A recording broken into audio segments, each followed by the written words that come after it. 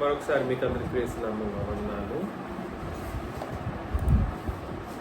ధర్మశాస్త్ర కాలంలో ఏ మనుషులు ఎలా బ్రతికారో పాపం చేసినటువంటి వాళ్ళని దేవుడు ఎక్కువ బహుపాపం చేసినటువంటి వాళ్ళు, ఇంకా వాళ్ళలో మార్పులు రాదు అని దేవుడు ఎవరిని గురించి అయితే నిర్ణయం చేసుకుంటారో వాళ్ళని అప్పటికప్పుడు చంపుకుంటూ వచ్చేసేవాళ్ళు, వాళ్ళు చేసేటువంటి పాపాలను బట్టి. అన్ని ఏ సందర్భాన్ని పరిశీలన చేసినా ఆ చావుకి గురైనటువంటి పరిస్థితులను మనం కానీ పరిశీలన చేసినప్పుడు ఎక్కడైనా సరే ఉజ్జయా గురించి ఆలోచన చేశాం, ఉజ్జయా గురించి కూడా ఆలోచన చేస్తే ఉజ్జయా కూడా సరే ముట్టుకోవద్దని చెప్పినటువంటి ఆ మందసాన్ని ముట్టుకున్నప్పుడు అక్కడికే డెత్. నాదాబ్ అబీహుల విషయంలోనూ అదే జరిగింది. నాదాబ్ అబీహులు ఏం చేశారు, యెహోవా ఆజ్ఞాపించిన వేరొక ఆజ్ఞని తీసుకొచ్చి ముట్టడానికి ఆయన ప్రయత్నం చేశారు, ముట్టించడానికి. అందువలన ఆయన ఆజ్ఞ లేదా నిబంధన అనేది ఇక్కడ ఇంపార్టెంట్. మరలా చెబుతున్నాను, మాటలు కాదు, ఇక్కడ మాటలు అంటే ఒట్టికి మాటలు అన్నట్లుగానే అయిపోతుంది. ఒక బైబిల్ చదివే వ్యక్తులు మాటలు, వాక్యము, ఆ తర్వాత బోధ అనేటువంటి వాటిని నిబంధనాత్మకంగానే పరిశీలన చేయాలి. ఎలాగా?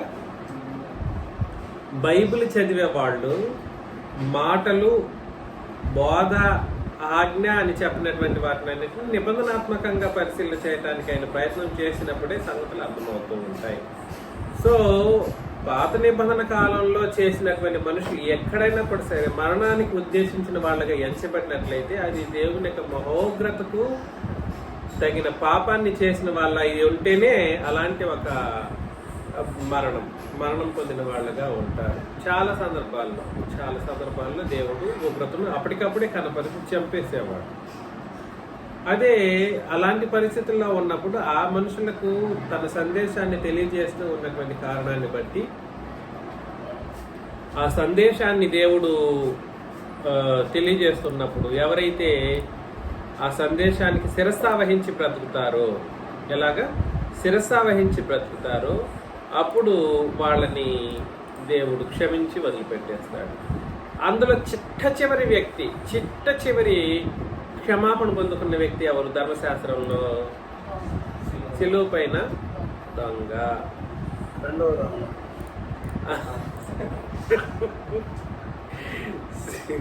సిలువ పైన రెండవ దొంగ. చాలా వందనాలు. సిలువ పైన రెండవ స్పెసిఫిక్ మెయింటైన్. నాకు అట్లాగా ఖచ్చితత్వంతో కూడినటువంటి సంగతులు ఇష్టం. ఒక విషయం ఏమిటనంటే గుర్తుపెట్టుకోండి, ధర్మశాస్త్ర యుగంలో కూడా సరే జరిగిస్తూ వచ్చింది.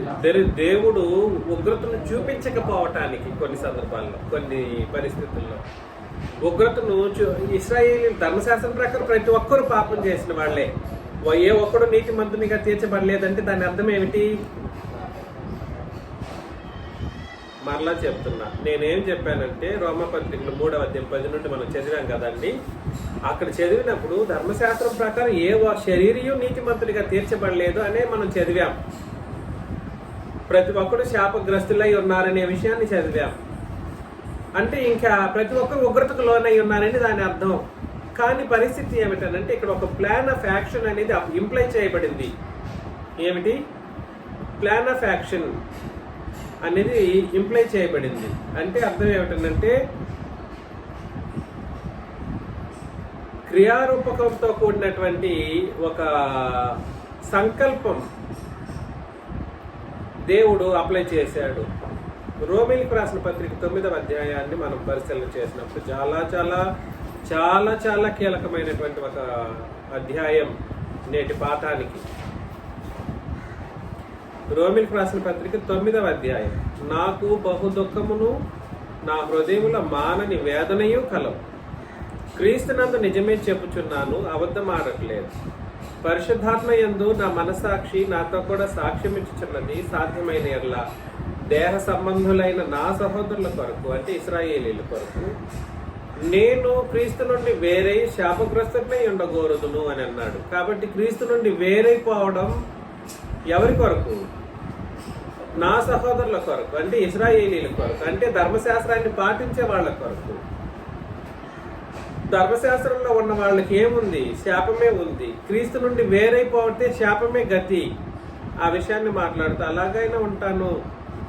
అయితే వీరు ఇశ్రాయేలీలు దత్తపుత్రత్వమును మహిమయు నిబంధనలను ధర్మశాస్త్ర ప్రధానమును అర్చనాచారాదులను వాగ్దానములను వీరివి. పితరులు వీరివారు, శరీరమును బట్టి క్రీస్తు వీరిలో పుట్టెను. ఈయన సర్వాధికారి అయిన దేవుడై ఉండి నిరంతరము స్తోత్రార్హుడై ఉన్నాడు. ఆమేన్. అయితే దేవుని మాట తప్పిపోయినట్టు కాదు. ఇశ్రాయేలు సంబంధులందరూ అండర్లైన్ చేసుకోండి. ఇశ్రాయేలీలు అందరూ ఇశ్రాయేలీలు అంటే అర్థమేమిటి? ఇశ్రాయేలీల సంబంధులు అందరూ అంటే సున్నతి పొందిన వాళ్ళందరూ ఇశ్రాయేలీలు కారు.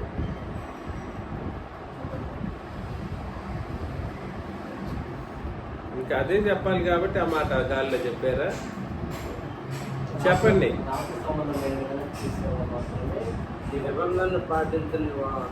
నిబంధనని దేవుని పాత నిబంధన దేవుని రాజ్యం అనే సబ్జెక్ట్ లో మాట్లాడినా ఎంతమందికి అది గుర్తుందో? 2 సంవత్సరాలు అవుతుంది అది చెప్పి. చాలా నేను నాకే ఆశ్చర్యం వేసింది, నేను ఇంత పరిపక్వంగా మాట్లాడగలిగానా అని. ఆ సబ్జెక్ట్ రాష్ట్రమంతా కూడా కొంచెం చెప్పారు. పాత నిబంధన దేవుని రాజ్యంలో ఆ విషయాన్ని మాట్లాడారు. రాజ్యం అంటే దేవుని రాజ్యం అని అంటే ఇశ్రాయేలీలు టెరిటోరియల్ ని బేస్ చేసుకుని లేదా ప్రాంతీయతను బేస్ చేసుకుని రాజ్యం అన్నట్లు చూస్తూ ఉంటారు జనాలందరూ. రాజ్యం అంటే అది రాజ్యం కాదు. యేసు ప్రభు బ్రతికినప్పుడు కూడా ఉన్న రాజ్యం పాత నిబంధన రాజ్యమే. ఆయన బ్రతికినప్పుడు కూడా నేను మీ మధ్యలో ఈ మహత్కార్యాలు సూచక క్రియలు చేస్తున్నానంటే నా రాజ్యం మీ మధ్యలోనే ఉంది అని అన్నాడు. నా రాజ్యం ఇహలోక సంబంధమైనది కాదు, అంటే ప్రాంతీయతకు సంబంధించింది కాదు, అది పరలోకానికి సంబంధించింది. అంటే ధర్మశాస్త్ర రాజ్యం కూడా సరే వాస్తవ రాజ్యం. పాత నిబంధన ధర్మశాస్త్ర రాజ్యం కూడా పరలోకానికి సంబంధించింది. అట్లాంటి దాన్ని వీళ్ళు ఏం చేశారంటే ప్రాంతానికి గురి చేశారు. ఎవరు? ఇశ్రాయేలీలు. మా రాజ్యం ఇక్కడ నుండి ఇంతవరకు గీత గీసుకున్నారు. ఆ గీత కాదు, సున్నతి పొందితే మా వాళ్ళు అన్నట్లుగా అనుకున్నారు. అది కూడా కాదు. ఇశ్రాయేలీలు అందరూ ఇశ్రాయేలీలు కాదు. అంటే అర్థం ఏమిటనంటే, ఒకటి నిబంధన, 2 ఆత్మ సంబంధమైన రాజ్యం. ఇవి 2 విడగొట్టలేనివి. నిబంధన, రాజ్యము ఇవి 2 విడగొట్టలేనివి. క్రొత్త నిబంధన సంఘము విడగొట్టలేనివి. రాజ్యమే సంఘం ఎప్పుడు కూడా. అది ఇది అదే ప్యాటర్నే ఉంటుంది, కలిగి ఉంటుంది. కానీ 2 ఒకటైతే కాదు. ఏమైనా అర్థమైందా నేను చెప్పింది? నిబంధన మరియు రాజ్యం కలిగినటువంటి నిజమైనటువంటి అది ఆత్మ సంబంధమైన నిబంధన. అది ఏది? ధర్మశాస్త్రం ఆత్మ సంబంధమైనది, భౌతికతకు సంబంధించింది కాదు. అది వీళ్ళు ఏం చేశారు? పాపం చేయడం, పోయి స్నానం చేయడం, జంతు బలులు సమర్పించుకోవడం, తన ఒంటి మీద రక్త ప్రోక్షణ చేసుకొని రావడం. అంతే ఇంకా పరిస్థితి. నేను స్నానం చేసేసాను, నాకు పరిశుద్ధత వచ్చేసింది, నా పాపాలు పోయాయి అన్న భ్రమలో వాళ్ళు బ్రతికేవాళ్ళు. అందుని బట్టి వాళ్ళు నీతిమంతులుగా తీర్చబడలేకపోయారు. కారణం అది. అందుకని ఇశ్రాయేలీ సంబంధులు అందరూ ఇశ్రాయేలీలు కారు. అబ్రహాము సంతానమైనంత మాత్రము చేత అందరూ పిల్లలు కారు. కానీ ఇస్సాకు వలనైనది నీ సంతానం అనబడును. అనగా శరీర సంబంధులైన పిల్లలు దేవుని పిల్లలు కారు, గాని వాగ్దాన సంబంధులైన పిల్లలు సంతానమని ఎంచబడుదురు. వాగ్దాన రూపమైన వాక్యం ఇదే. మీదటికి ఈ సమయమునకు వచ్చేదను, అప్పుడు శారాకు కుమారుడు కలుగును. అంతేకాదు రిబ్కా మన తండ్రిని ఇస్సాకు అను ఒకని వలన గర్భవతి అయినప్పుడు ఏర్పాటును అనుసరించి, ప్లాన్ ఆఫ్ యాక్షన్, ఏర్పాటును అనుసరించి దేవుని సంకల్పం. దేన్ని బట్టి? ఏర్పాటును అనుసరించిన దేవుని సంకల్పము క్రియల మూలముగా కాక పిలిచివాని మూలముగాని నిలకడగా ఉండు నిమిత్తము పిల్లలు ఇంకా పుట్టి మేలైనను కీడైనను చేయక ముందే పెద్దవాడు చిన్నవానికి దాసుడగును అని ఆమెతో చెప్పబడిను. ఇందును గూర్చి నేను యాకోబును ప్రేమించితిని, ఏశావును ద్వేషించితిని అని వ్రాయబడి ఉన్నది. కాబట్టి పరిస్థితి ఏమిటంటే ఇది సంకల్పంలో భాగం. ఏశావు తప్పిపోవటానికి కారణం ఏమిటి? ఏశావు యొక్క కారణాన్ని బట్టే అతను ఇలా చేయబోతాడనే ఉద్దేశం ముందుగానే సంకల్పం చేయబడింది. చేయబోతాడు అనే దాన్ని బట్టి సంకల్పం చేయబడింది.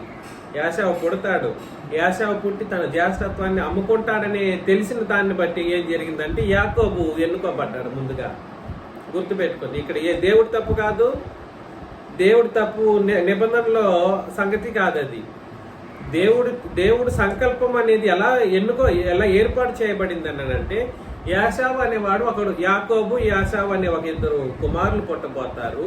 అందులో యాశావు అనేవాడు ఏం చేయబోతాడు? జ్యేష్ఠత్వాన్ని అమ్ముకోబోతాడు. కాబట్టి యాకోబు అనేవాడిని ఎన్నుకోవాలనే ప్లాన్ ఆఫ్ సంకల్పము ఏర్పాటు అనేది ముందుగానే జరిగింది. ఇతన్ని బట్టి ప్లాన్ ఆఫ్ సాల్వేషన్, ఇతన్ని బట్టి ఏశావుని బట్టి అలాగా జరుగుతూ వస్తూ ఉన్నప్పుడు దేవుడు నిర్ణయించినటువంటి పరిస్థితుల్లో ఇందులో కాబట్టి ఏమందు దేవుని అందు అన్యాయం కలదా అట్లా రాదు. అందుకు మోషేతో ఎలాగ చెప్తున్నాడు, ఎవరిని కరుణింతునో వాడిని కరుణింతును, ఎవరిని ఎడ్ల జాలి చూపుదునో వాని ఎడ్ల జాలి చూపుదును. కాగా పొందగోరు వాని వలనైనను ప్రయాసపడు వాని వలనైనను కాదు గాని కరుణించు దేవుని వలనే అగును. ఇదంతా క్షమించండి, ఇక్కడ ఒక తప్పు చెప్పినట్టు అర్థమవుతుంది. ఏమిటి? ఏశావు అలా తప్పిపోవడానికి కారణం ఏమిటి? ఒకటి అతని క్యారెక్టరిస్టిక్కే ఉన్నప్పటికీ కూడా సరే దేవుడు కూడా అలాగే ఎన్నుకున్నాడు. ఎవరిని? యాకోబుని ఎన్నుకునేటువంటి విషయంలో ఆయన కరుణించేటువంటి విషయం. ఆయన అన్యాయస్తుడు కాదు.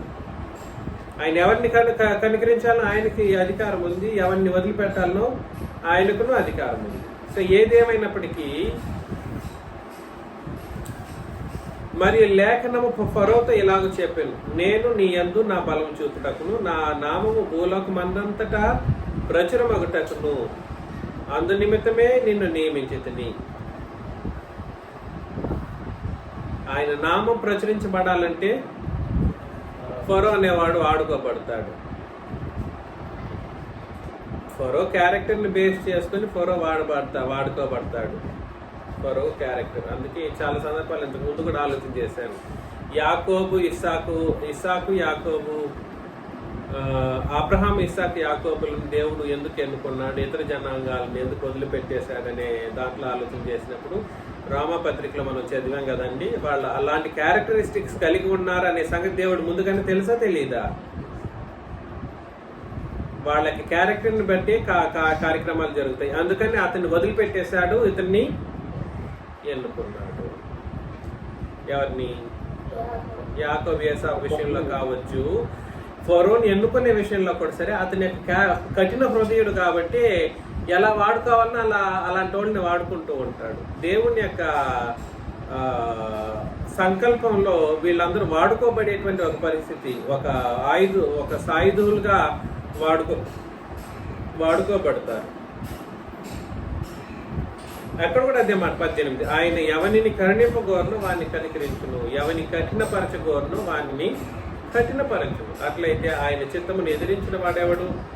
ఆయన ఇకను నేరం మాపనేలా అని నీవు నాతో చెప్పుదు. అవును గాని ఓ మనుషుడా, దేవునికి ఎదురు చెప్పుటకు నీవెవడవు? నన్నెందుకు ఇలాగ చేసితవని రూపింపబడినది రూపించిన వానితో చెప్పున, ఒక ముద్దలో నుండి ఒక ఘటము ఘనతకు ఒకటి ఘనహీనతకు చేయుటకు మంటి మీద కుమ్మరి వానికి అధికారం లేదా? అలాగైతే దేవుడు, అండర్లైన్ చేసుకోవాలి 22, దేవుడు తన ఉగ్రతను అగపరచుటకును తన ప్రభావమును చూపుటకును ఇచ్ఛయించిన వాడై నాశనమునకు సిద్ధపడి ఉగ్రతా పాత్రమైన ఘటములను ఆయన బహుదీర్ఘశాంతముతో సహించిన నేల. మరలా ఇక్కడ అదే సిచ్యువేషన్ తెలియజేస్తా ఉన్నాడు మూడవసారి. ఇది దేవుడు సాధారణంగా ఉగ్రతను చూపించడం కోసం మనుషుల్ని ఎన్నుకోలేదు. మరలా చెప్తున్నా, ఎలాగా? ఉగ్రతను చూపించడం కోసం ఆయన మనుషుల్ని ఎన్నుకోలేదు. ఉగ్రత పాత్రమైన ఘటములని వాళ్ళని తెలుసుకున్న తర్వాతనే వాళ్ళని అలా వాడుకున్నాడు. దేవుడు మరలా రిపీట్ చేస్తాం, ఒకసారి పరిశీలన చేస్తాం. ఉజ్జియా విషయంలో ఉజ్జియా తప్పు చేశాడు, వాస్తవం. ఈ విషయం దేవుడికి తెలుసా? తెలుసు. ఉగ్రతను కనపరిచేటువంటి ఒక పరిస్థితి అక్కడ జరిగింది. ఉజ్జియా విషయంలోనైతేనేమి, ఉజ్జా విషయంలోనైతేనేమి, ఇంకా ద్రోహి అయిన ఇస్కరియోతు విషయంలోనైతేనేమి, వీళ్ళందరూ ఉగ్రతకు పాత్రలైపోయేటువంటి ఘట్టంగా వాళ్ళు ఉన్నారు కాబట్టి వాళ్ళు ఉగ్రతను పొందుకున్నారు. అది దేవుడి తప్ప కాదు, వాళ్ళ పరిస్థితిని అలా ఉంది. మరలా ఒకసారి రోమిలకు రాసిన పత్రిక 1వ అధ్యాయంలోకి వెళ్ళిపోతాం.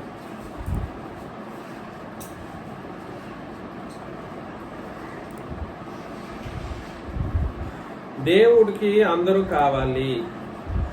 దేవుడు ఎవరిని విడిచిపెట్టేవాడు కాదు.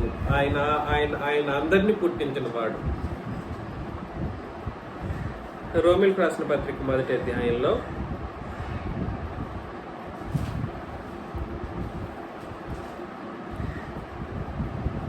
18 నుండి నేను చదువుతాను.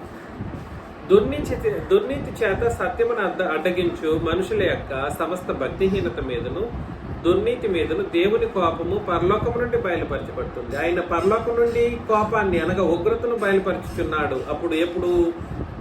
ఇది ఏ కాలానికి సంబంధించింది? క్రొత్త నిబంధన కాలానికి సంబంధించింది కాదు. ధర్మశాస్త్ర కాలంలో అన్ని జనులను పడినటువంటి వాళ్ళకి సంబంధించిన మాట ఇది. ఎందుకనగా దేవుని గురించి తెలియశక్యమైనది ఏదో అది వారి మధ్య విశదమై ఉన్నది. దేవుడు అది వారికి విశదపరిచెను. ఆయన గురించి తెలుసా వాళ్ళకి? ఎస్, తెలుసు. విశదపరిచనంటే మూసివేసిన అన్నట్లు కాదు, విశదీకరించాడు, తెలుసుకునేటట్లు చేశాడు అని అర్థం. ఆయన అదృశ్య లక్షణములు అనగా ఆయన నిత్యశక్తి, దేవత్వములు, జగదుత్పత్తి మొదలుకొని సృష్టింపబడిన వస్తువులను ఆలోచించడం వల్ల తేటపరుచున్నవి కనుక వారు నిరంతరులై ఉన్నారు. మరియు వారు దేవుని ఎరిగియు, తెలుసా? దేవుని ఎరిగియు ఆయనను దేవునిగా మహిమపరచలేదు. కృతజ్ఞతాస్తుతులు చెల్లింపును లేదు గాని తమ వాదముల యందు వ్యర్థులైరి. వారి అవివేక హృదయం అంధకారమయమాయను. తాము జ్ఞానులమని చెప్పుకొని బుద్ధిహీనులై వారు అక్షయుడకు దేవుని మహిమను క్షేమకు మనుషుల యొక్కయు పక్షుల యొక్కయు చతుష్పాద జంతువుల యొక్కయు పురుగుల యొక్కయు ప్రతిమా స్వరూపముగా మార్చిరి. ఈ హేతువు చేత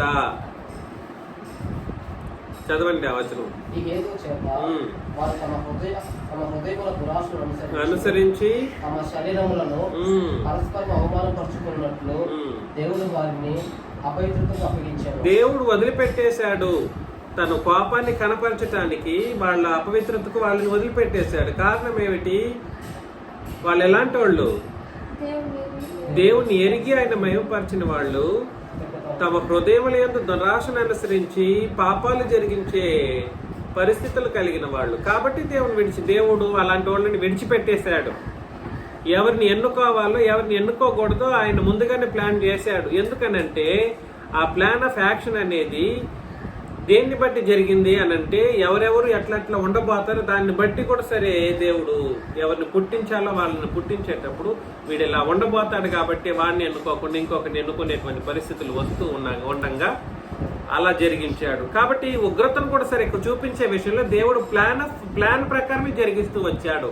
ఎక్కడ? పితరుల యుగంలో, ధర్మశాస్త్ర యుగంలో తన ఉగ్రతను చూపించాడంటే సూర్యుకి చూపించేశాడా? కాదు. వాళ్ళ యొక్క పరిస్థితులను బట్టి ఆ ఉగ్రతను పొందుకోవడానికి వాళ్ళు యోగ్యులు. ఎవరు? పాపం చేసినటువంటి వాళ్ళు.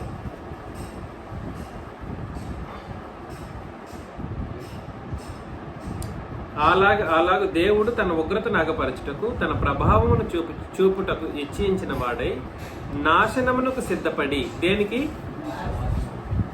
నాశనమునకు సిద్ధపడి ఉగ్రతా పాత్రమైన ఘటములను ఆయన బహుదీర్ఘశాంతంతో సహించుతూ వచ్చాడు. వీళ్ళు ఎప్పుడు మారతారేమో అని.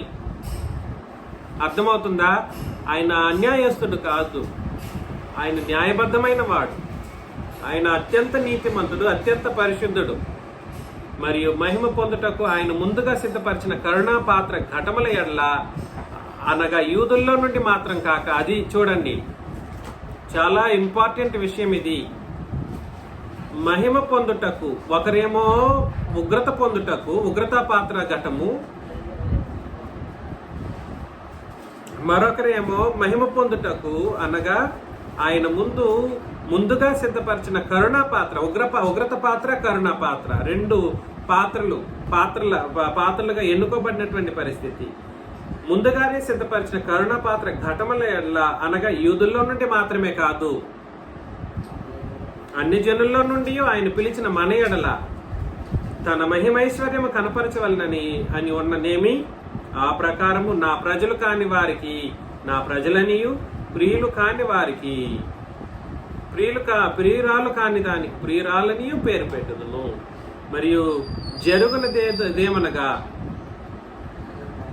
మీరు నా ప్రజలు కారని ఏ చోటను వారితో చెప్పబడినో ఆ చోటనే జీవము గల దేవుని కుమారులని వారికి పేరు పెట్టబడును అని హోషేయలో ఆయన చెప్పుచున్నాడు. హోషేయ 1:10 మరియు ప్రభు తన మాట సమాప్తం చేసి క్లుప్తపరిచి భూలోకమునందు దానిని నెరవేర్చును గనుక, ఏ ప్రభు? ఆ ప్రభు క్రీస్తు ప్రభు గురించి మాట్లాడుతున్నాడు. గనుక ఇశ్రాయేలు కుమారుల సంఖ్య సముద్రపు ఇసుక వలె ఉండినను శేషమే రక్షించబడినను బడునని యెషయాయు ఇశ్రాయేలును గూర్చి బిగ్గరగా చెప్తున్నాడు. యెషయా 10:22-23.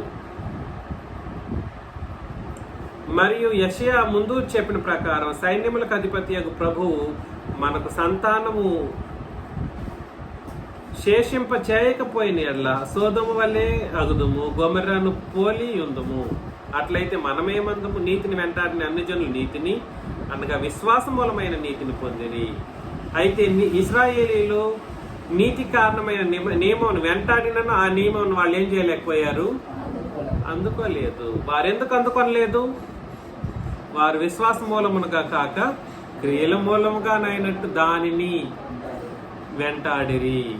ఇదిగో నేను అడ్డు రాతిని అడ్డు బండను సీయోనులో స్థాపించుచున్నాను, ఆయన యందు విశ్వాసం ఉంచేవాడు సిగ్గుపరచబడడు అని వ్రాయబడిన ప్రకారం వారు అడ్డు రాయి తగిలి ఏమయ్యారు? తొట్టిల్లి కింద పడ్డారు. సో పరిస్థితి ఏమిటనంటేనండి, ఏమైనా అర్థమైందా వచన భాగం మీకు?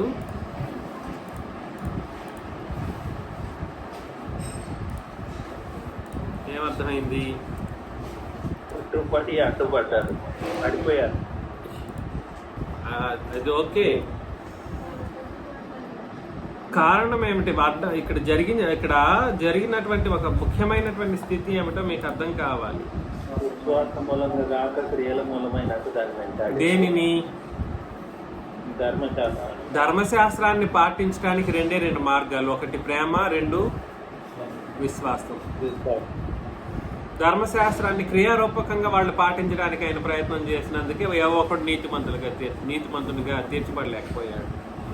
సరే, అది కూడా ముఖ్యమైన విషయం కాదు. కానీ మన సబ్జెక్టుల భాగం ఉగ్రత పాత్రలుగా అప్పుడున్నటువంటి ప్రజలు, ఉజ్జియా లేదా ఇతరత్ర ప్రజలు, 23,000 మంది చనిపోయినటువంటి జనాంగం, సోదమ గొమొర్రాలో పితరుయుగంలో చనిపోయినటువంటి జనాంగం, వీళ్ళందరూ ఎందుకు చనిపోయారు? ఎందుకు చంపబడ్డారు? దేవుడు ఉగ్రతను ఎందుకు చూపించాల్సినటువంటి పరిస్థితి వచ్చిందని అంటే, పాపం కరెక్టే.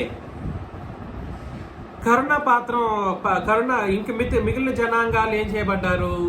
కరుణించబడ్డారు, కరుణా పాత్రలుగా చేయబడ్డారు. కానీ విషయం ఏమిటంటే, ఇదంతా కూడా సరే ఎందుకు జరుపుకుంటూ వచ్చిందని అంటే, దేవుడు మన ఎడల ఆయనకు దీర్ఘశాంతాన్ని అన్ని జనుల ఎడల కనపరచడం కొరకు ఇవన్నీ జరుపుకుంటూ వచ్చాయి. ఎవరి ఎడల? మనందరి ఎడల తన యొక్క దీర్ఘశాంతాన్ని కనిపించడం కొరకు జరుపుకుంటూ వచ్చినప్పుడు ఆయన ఏం చేశాడు? మరొకసారి 23 నుండి, మరియు మహిమ పొందుటకు ఆయన ముందుగా సిద్ధపరిచిన కరుణాపాత్ర ఘటముల ఎడల ఆయన అనగా యూదుల్లో నుండి మాత్రం కాక అన్ని జనముల్లో నుండి ఆయన పిలిచిన మన ఎడల తన మహిమైశ్వర్యం కనపరచవలనని ఉన్ననేమి అని అన్నాడు. అంటే దేని గురించి మాట్లాడుతున్నాడు? సంఘం గురించి మాట్లాడుతూ ఉన్నాడు. సంఘంలో ఉన్నవాళ్ళు కరుణాపాత్ర ఘటంలో ఉన్నవాళ్ళు. సంఘంలో ఉన్న వాళ్ళు ఎవరు? కరుణాపాత్ర ఘటములుగా ఉన్నవాళ్ళు. వాళ్ళేమో ఉగ్రత పాత్ర ఘటములుగా ఉన్నారు.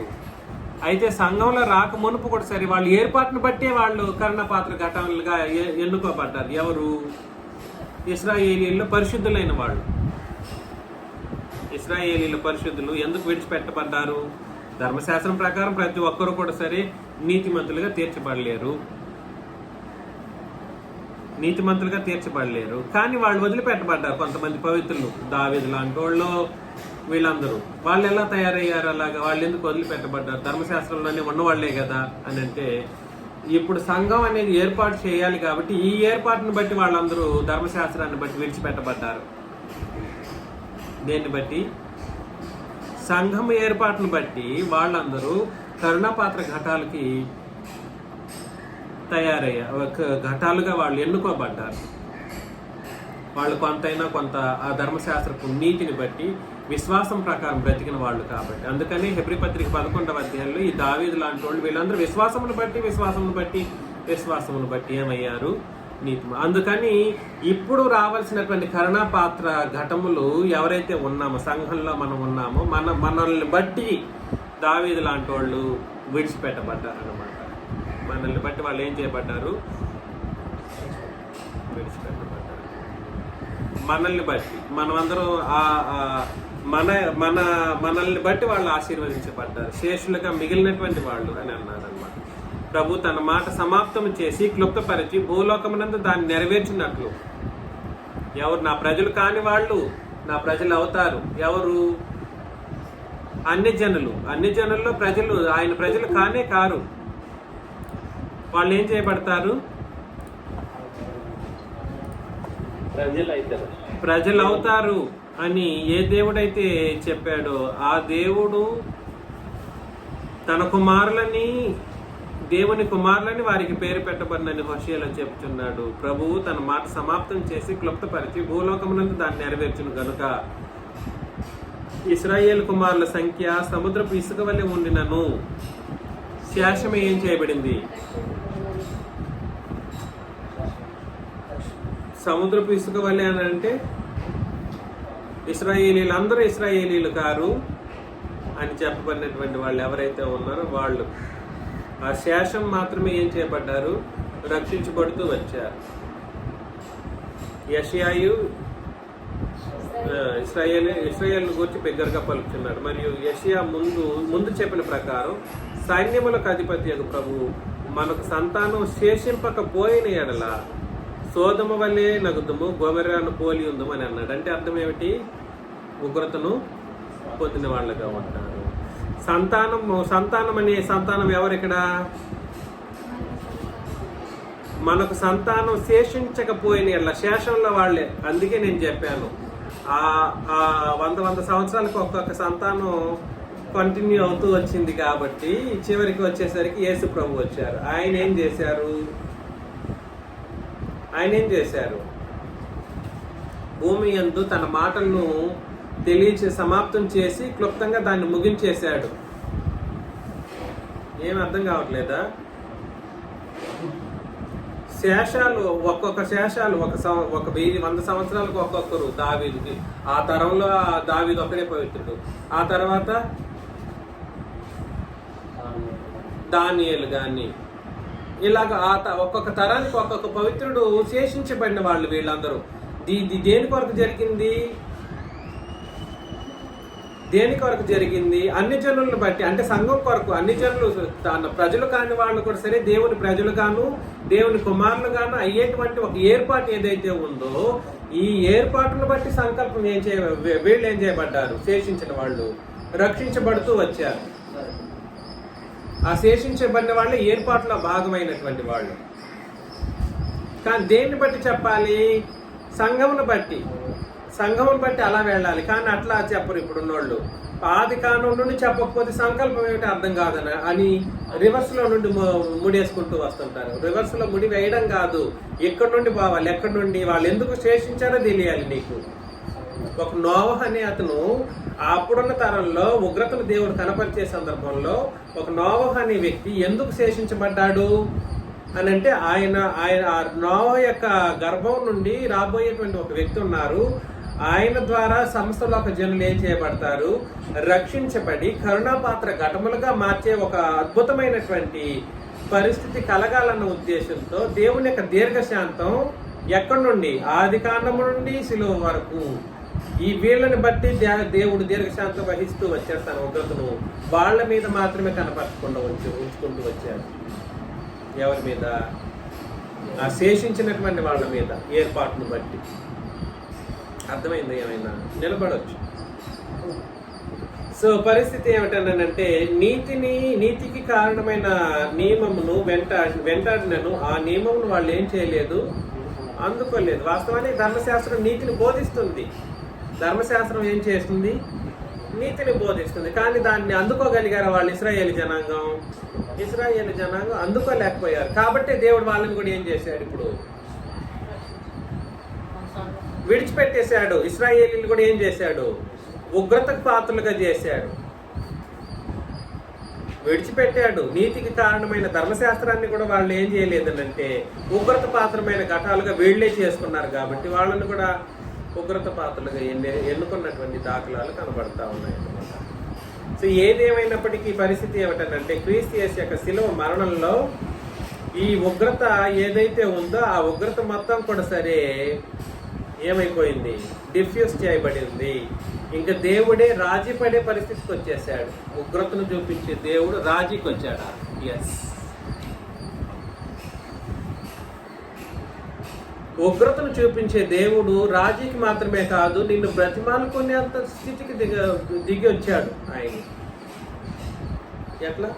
పాపం చేస్తే చావు, ఖడ్గం, ఉగ్రత, కోపము, ఇమిడియట్ చావు, అట్లాంటి పరిస్థితుల నుండి ఇంకా ఆయన దిగి సమాధానం ఆయనే వచ్చి, నాయన మీరందరూ వచ్చేసి నాతో సమాధాన పడండి, దిగేసి వచ్చేసాడు. దిగి వచ్చాడు. అప్పటి వరకు చంపేసుకుంటూ వచ్చిన దేవుడు, ఉగ్రరూపుడైన దేవుడు.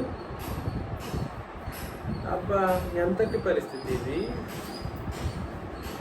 ఎంతటి పరిస్థితి! రోమిలకు రాసిన పత్రిక 5:9 నుండి చదువుతాం. రోమిలకు రాసిన పత్రిక 5. కాబట్టి ఆయన రక్షణ వలన ఇప్పుడు నీతిమంతులుగా తీర్చబడి మరింత నిశ్చయముగా ఆయన ద్వారా ఉగ్రత నుండి రక్షింపబడతాము. ఎప్పుడైతే క్రీస్తు రక్తం భూమి మీద కార్చివేయబడిందో ఇంకా ఆ దేవుడే, తండ్రి అనే దేవుడే ఇంకా రాజీ పడే పరిస్థితికి వచ్చేసాడు. ఆయనే బ్రతిమాలుకునే పరిస్థితికి వచ్చేసాడు. క్రీస్తు రక్తం ఉందే, అబ్బా అది సాధారణమైనది కాదు. అంతవరకు చెప్పుకుంటూ వేల మంది కాదు, లక్షల మంది కాదు, సర్వప్రపంచాన్ని నాశనం చేసిన దేవుడు తన ఉగ్రతను బట్టి యా దేవుడు సమాధాన పడండి అయ్యా మీరందరూ వచ్చి అని చెప్పేటువంటి ఒక పరిస్థితికి వచ్చాడు. క్రీస్తు రక్తం వలన ఏం జరిగింది?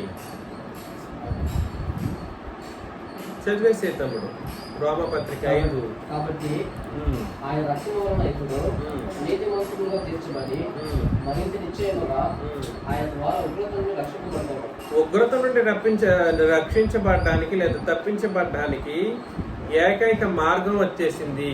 ఒకటే మార్గం. ఇప్పుడు ఉగ్రత కనపరచడానికి దేవుడికి కూడా అవకాశం లేదు. ఎందుకు ఉగ్రతను కనపరుస్తారు? క్రీస్తు రక్తం చిందించిన తర్వాత ఆ దేవుడు ఉగ్రతను ఎట్లా కనపరచగలడు?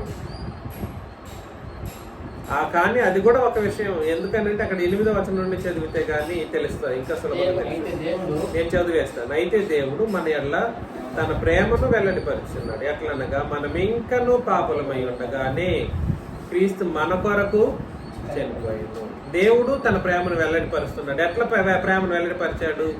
ఏ దేవుడు ఉగ్రత నుంచి వెల్లడిపరిచాడో, ఏ దేవుడు ఉగ్రతను పాపం చేస్తే చంపేసే ఒక పరిస్థితికి వచ్చేసాడో, ఆ దేవుడు ప్రేమను వెల్లడిపరిచేటువంటి పరిస్థితి ప్లాన్ ప్రకారం జరుగుతూ వచ్చిన కారణాన్ని బట్టి ప్రేమను చూపించేటువంటి ఒక ప్రేమ రాజ్యాన్ని స్థాపించడం కొరకు క్రీస్తు యొక్క మరణాన్ని ఏర్పాటు చేసి ఆయన చనిపోవడం ద్వారా ఉగ్రతను కాదు ప్రేమను చూపించే పరిస్థితికి అద్భుతమైనటువంటి వాతావరణాన్ని సర్వప్రపంచంలో కల్పించేటువంటి ఒక పరిస్థితిని ఆయన ఏర్పాటు చేశాడు. కాబట్టి ఆయన రక్తం వల్ల ఇప్పుడు నీతిమంతులుగా తీర్చబడి ఏనాడైతే ఆ శిలువలో క్రీస్తు మరణించాడో ఆ రక్తం చిందించాడో తద్వారా మనుషులందరూ ఏం చేస్తారు?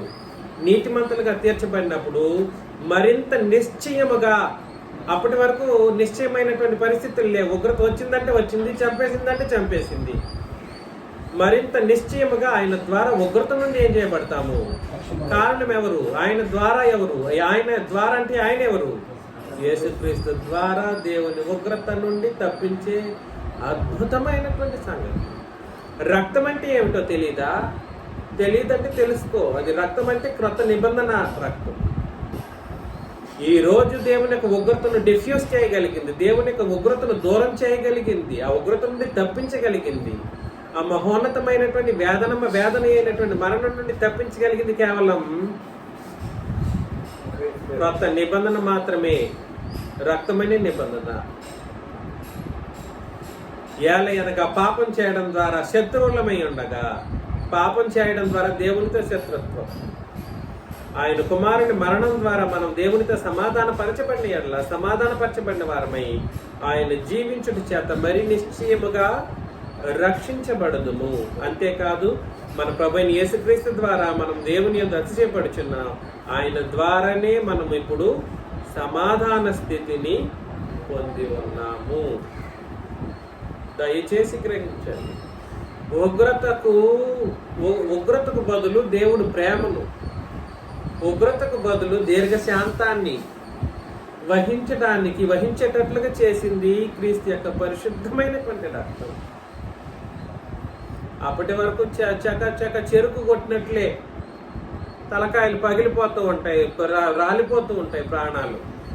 ప్రపంచం కూడా లెక్కలేదు. చంపే లేపేస్తా, నీళ్లు పైన నుంచి రా, కింద నుంచి లేవు, చనిపో. చావే గతిగా ఉన్నటువంటి లోకానికి క్రీస్తు రక్తం ద్వారా ఏం కలిగింది? ఎక్కడి నుండి కలిగింది? సిలువ నుండి కలిగింది.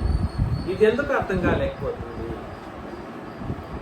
ఈ వాస్తవికత ఎందుకు గుర్తించలేని పరిస్థితిలో మనుషులు ఉన్నారు? ఇంకనూ ధర్మశాస్త్రం వల్ల ఉగ్రత కలుగుతుంది అన్నటువంటి లేఖన భాగాన్ని ఎత్తి చూపించినా అర్థం చేసుకోలేని మూఢత్వం ఎక్కడి నుండి వచ్చింది నరజాతికి నేడు? నేను చెప్తున్నది అర్థమవుతుందా? తెస్సలోనికీయులకు రాసిన పత్రికలో మొదటి తెస్సలోనికీయులకు రాసిన పత్రిక 1వ అధ్యాయం 10.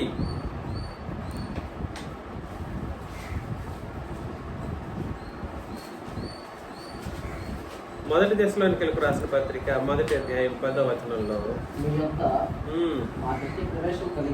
అదేనా తమ్ముడు? కాదు నాన్న. తెస్సలోనికీయులకు రాసిన మొదటి పత్రిక 1వ అధ్యాయం 10వ వచనం. సరే చదివే 9:10. మీ యొద్ద మాకెట్టి ప్రవేశం కలిగను, అక్కడి జనులు తెలియజెప్పుచున్నారు. మీరు విడిచిపెట్టి జీవము గలవాడును సత్యవంతులకు దేవునికి దాసులగుటకు దేవుడు మృతులలో నుండి లేపిన యేసు అనగా రాబో ఉగ్రత నుండి మనం తప్పించుచున్న ఆయన కుమారుడైన యేసు పరలోకం నుండి వచ్చునని ఎదురు చూచుటకు మీరు ఎలాగ దేవుని వైపు తిరిగితో ఆ సంగతి వారే తెలియజేస్తున్నారు. కాబట్టి ఇక ఉగ్రత నుండి తప్పించగలిగే ఏకైక వ్యక్తి ఎవరు? యేసుక్రీస్తు.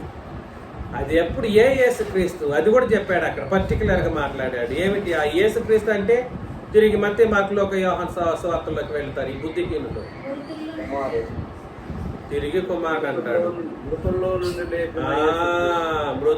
నుండి లేపిన యేసు. మృతుల్లో నుండి లేపిన యేసు. చూసారా? మృతుల్లో నుండి లేపిన యేసు మాత్రమే నిన్ను నన్ను, అంటే మా క్రొత్త నిబంధన ప్రకారం ప్రభువైన క్రీస్తు యేసు తిరిగి లేచినప్పటి నుండి అని దాని అర్థం. అప్పుడు ఎవరెవరైతే ఆ యేసుక్రీస్తునందు విశ్వాసం ఉంచుతారు, ఏ యేసుక్రీస్తునందు నువ్వు ఉంచి యేసుక్రీస్తునందు నేను విశ్వాసం ఉంచానని చెప్పి పాత నిబంధనల వచనాలు నేర్చుకొని యోహాను సువార్తల్లో యేసునందు విశ్వాసం ఉంచి వాడు నిత్య జీవం గలవాడు అని చెప్పిన ఆ వచనాలను బట్టి నేను విశ్వాసం ఉంచాను, నాకు నిత్య జీవం అని చెప్పి నరకానికి సిద్ధమైన మనుషులు నేడు జీ దేవదానం గారి బ్యాచ్లతో పాటుగా ఇతరత్ర బ్యాచ్ వాళ్ళందరూ ఈ ఏలూరు జాషువా గారు కావచ్చు, రత్నకిషోర్ గారు కావచ్చు, ఈ క్రీస్తు సంఘం అని చెప్పుకునే ఆ సన్సెట్ బైబిల్ కాలేజ్ వాళ్ళు కావచ్చు, ఇతరత్ర ఇక్కడ చెన్నైలో అందరూ వీళ్ళందరూ కూడా సరే ఇటువంటి పరిస్థితుల్లోనే ఉన్నారు. వీళ్ళందరూ ఎక్కడ ఉన్నారు ఇప్పుడు? దేవుని ఉగ్రతకు ఆహుతై ఉన్నారు. కానీ వాళ్ళకి ఆ ఉగ్రత ఉన్నట్లు వాళ్ళకి తెలియదు.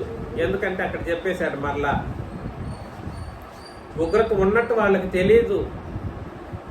ఎందుకంటే చెప్పేశాడు మరొకసారి 10వ వచనంలో, దేవుడు మృతుల్లోనూ లేపిన యేసు అనగా రాబో ఉగ్రత నుండి మనల్ని తప్పించుచున్న ఆయన కుమారుడైన యేసు అని అన్నాడు. కాబట్టి రాబో ఉగ్రత నుండి తప్పించేటువంటి యేసు అంటే అర్థమేమిటి? రాబో ఉగ్రత అనేది ఎప్పటికప్పుడు కనపరచడం. ఇప్పుడు ఉగ్రత లేకపోవడానికి కారణం ఏమిటి? దేవుడు తన ఉగ్రతను కనపరిచినప్పుడు చనిపోవాల్సినటువంటి పరిస్థితుల్లో ఉండగా సర్వప్రపంచం ఇంకా బహు పాపంతో ఉన్నప్పటికీ దేవుడు దీర్ఘశాంతం వహించి చూస్తూ ఉన్నాడు. కారణం ఏమిటంటే ఆయన కుమారుని యందు ఎవరైనా విశ్వాసం ఉంచితే ఇంకా మారిపోతారుగా. మారితే ఏం జరుగుతుంది? ఉగ్రతను చూపించడానికి అవకాశం లేదు, మొదలుపెట్టేస్తారు. రాబో ఉగ్రత నుండి తప్పించే ఉగ్రత అనేది రాబోయేదే కానీ అప్పటికప్పుడు కనపరిచేది కాదు. పితరుల యుగంలో కనపరిచాడు, అప్పటికప్పుడే కనపరిచాడు. ధర్మశాస్త్ర యుగంలో ముట్టుకుంటే చావు, పట్టుకుంటే చావు, నిబంధనకు దూరం అయితే చావు, అంతే సంగతి. హెబ్రీ పత్రిక 10వ అధ్యాయం 29లో ఒకసారి 28లో ఏమంటాడంటే, ధర్మశాస్త్రము నిరాకరించిన వానికి ఎవడైనను మోషే ధర్మశాస్త్రమును నిరాకరించిన ఎడల సాక్షుల మాట మీద కనికరం ఉండదు. ఏం చేస్తారు? చంపించేస్తారు. ధర్మశాస్త్రంలో ఉగ్రతే ఉంది కానీ దాంట్లో క్షమాపణ ఉండేది కాదు. ఇద్దరు ముగ్గురిని సాక్ష్యాలు నిలబెట్టేసి మోపండ్రా అంటే మోపేస్తారు, చేస్తారు, చంపేస్తారు. అయిపోయింది పరిస్థితి. ఎట్లుండగా చాలు.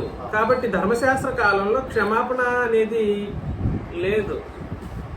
కానీ శేషించినటువంటి వాళ్ళకి క్షమాపణ ఎందుకు ఇచ్చాడు దేవుడు అంటే కారణం ఏర్పాటు, ప్లాన్ ప్రకారం వాళ్ళని వదిలిపెట్టేసుకుంటూ వచ్చాడు. వాళ్ళ విశ్వాసం కూడా ఉంది. వాళ్ళ విశ్వాసము పనిచేసింది. దేవుని యొక్క కరుణ వాళ్ళ మీద ఉంచబడింది. అలా వాళ్ళు శేషించబడిన వాళ్ళు ఉగ్రతను చవి చూడకుండా తప్పించబడుతూ వచ్చిన వాళ్ళు లోతు కానీ వీళ్ళందరూ కూడా. నేనేం చెప్పడానికి ప్రయత్నం చేస్తున్నానంటే, నేడు క్రొత్త నిబంధనలో మనం అందరం కూడా సరిగ్గా బ్రతకడానికి అయినటువంటి ప్రయత్నం చేస్తున్నటువంటి పరిస్థితుల్లో మనకంటూ ఒక నిబంధన ఇచ్చేసిన తర్వాత ఆ నిబంధనలో ఏమీ లేదని అంటే కరుణనే ఉంది. కానీ ఆ నిబంధనలో ఉగ్రత అనేది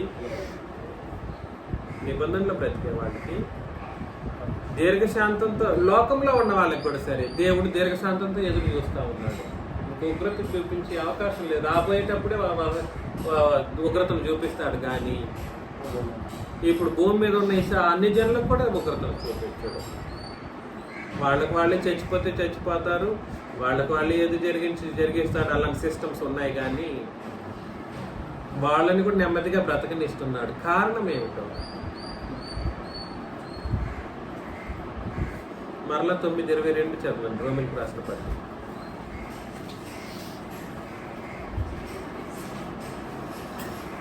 అలాగైతే అలాగూ దేవుడు తన ఉగ్రతను అగుపట్టుటకును తన ప్రభావం చూపుటకును నిశ్చయించిన వాడై నాశనమునకు సిద్ధపడి ఉగ్రత పాత్ర అయిన ఘటములను ఆయన బహు దీర్ఘశాంతంతో సహించిననేమి. కాబట్టి ఉగ్రతకు పాత్రమైన ఘటనలే లోకంలో ఉన్న వాళ్ళు కూడా పాపం చేసినందుకు. కానీ వాళ్ళని బహు దీర్ఘశాంతంతో సహించడానికి కారణం ఏమిటంటే క్రీస్తు యొక్క అత్యంత పరిశుద్ధమైనటువంటి మరణం అన్నమాట. ఆయన మరణం వలన దేవుడు ఉగ్రతను చూపించకుండా ఇంకా కరుణను, దీర్ఘశాంతాన్ని, సమాధాన పరిచే పరిస్థితిని దేవుడు ఇచ్చేసాడు. చాలా వచనాలు ఉన్నాయి, టక్ నేను చెప్పేసాను, రాసుకునే వాళ్ళు రాసుకోవచ్చు. కొన్ని వచనాలు చదివేద్దాం. రోమా 2:5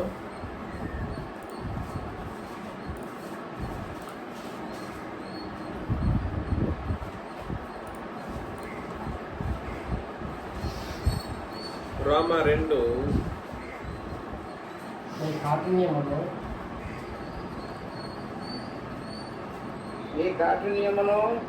నీ కాఠిన్యమును మార్పు పొందని నీ హృదయమును అనుసరించి ఉగ్రత దినమందు అనగా దేవుని న్యాయమైన తీర్పు బయలుపరచబడు దినమందు. కాబట్టి ఉగ్రత దినం అనగా = తీర్పు దినం. ఇప్పుడు ఉగ్రతను కనపరుస్తాడా? అందుకని బాప్తిసం తీసుకోలేని వాళ్ళందరూ ధైర్యంగా ఉంటారనమాట. ఇంకెప్పుడు మనం బాగా బ్రతుకుతాం, తర్వాత చూసుకుందాం, వయసు అయిన తర్వాత అప్పుడు చూసుకుందాం, ఇప్పుడు అర్జెంట్ ఏముంది, ఇప్పుడు ఏం కాదు అన్నట్లుగా ఆలోచన చేస్తాం. అర్థమవుతుంది కదండి. నీ కాఠిన్యమును మార్పు పొందని నీ హృదయమును అనుసరించి ఉగ్రత దినమందు. ఇప్పుడు ఏమో నీ మనసు కఠినంగా ఉంటుంది, హృదయం కూడా మార్పు పొందకుండా ఉంటుంది. కానీ ఆ ఉగ్రత దినమందు దేవుని తీర్పు బయలుపరచబడి దినమందు నీవే ఉగ్రతను ఏం చేసుకుంటావు? అప్పటి రోజు వరకు ఉగ్రతను కొంచెం పాపం చేయడం, ఉగ్రతను సమకూర్చుకోవడం, పాపం చేయడం, ఉగ్రతను సమకూర్చుకోవడం, ఇలా సమకూర్చుకుంటూ పోతుంటావే కానీ ఆ ఉగ్రతకు తగినటువంటి ప్రాయశ్చిత్తం క్రీస్తు మరణంలో జరిగిపోయింది. ఆయన రక్తం ఉగ్రతను సైతం తొలగించగలిగింది అన్నటువంటి సత్యాన్ని గుర్తించి గ్రహించి చేస్తే మాత్రం ఉగ్రత నీకు ఉండదు, ఎప్పటికీ ఉండదు. కానీ అమాయక ప్రపంచము లేదా మూఢ ప్రపంచము క్రీస్తు సంఘం అని చెప్పుకున్నటువంటి దౌర్భాగ్యులు, అబద్ధికులు ఏం చేశారంటే 2 నిబంధనలు ఏకపరిచి క్రీస్తు రక్తాన్ని తీసుకొచ్చి జంతు రక్తాన్ని తీసుకొచ్చి ఏకపరిచి ఆ ఉగ్రతను తొలగించడానికి ప్రయత్నం చేస్తారు. అది సాధ్యం కాని ఒక పరిస్థితి. అర్థమవుతుంది కదా నేను చెబుతున్నది? అది 8వ వచనంలో, అయితే భేదములు పుట్టించి సత్యమునకు లోబడక దుర్నీతికి లోబడి వారి మీదకి దేవుని ఉగ్రతయు రౌద్రమును వచ్చును. భేదాలు పుట్టిస్తారు. సత్యాన్ని చెప్పినప్పుడు లోపడకపోతే, దుర్నీతికి లోబడితే వాళ్ళ మీదకి ఏం వస్తుంది? దేవుని ఉగ్రతయు రౌద్రమును వస్తుంది. కానీ కనపరచబడుతుందా? నిరభ్యంతరంగా నిర్భయంగా ఉంటారు. ఎన్ని మాటలు ఎవడు చూశాడు? ఇవన్నీ ఎవడో అడగలేడు. నా దగ్గర అంత డబ్బులు ఉన్నాయి కాబట్టి ఎవడు నా ఎదురు కూడా నిలబడలేడు. ఎట్లా ఉంటారన్నమాట. పరిస్థితి అలా ఉంటుంది. ఎఫ్సి 5:6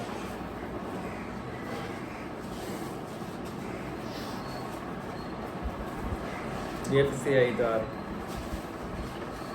వ్యర్థమైన మాటల వలన ఎవరన్నా మిమ్మల్ని మోసపరచనీయకుడి. ఇట్టి క్రియల వల్ల దేవుని ఉగ్రత అవిధేయులైన వారి మీదకి వచ్చును.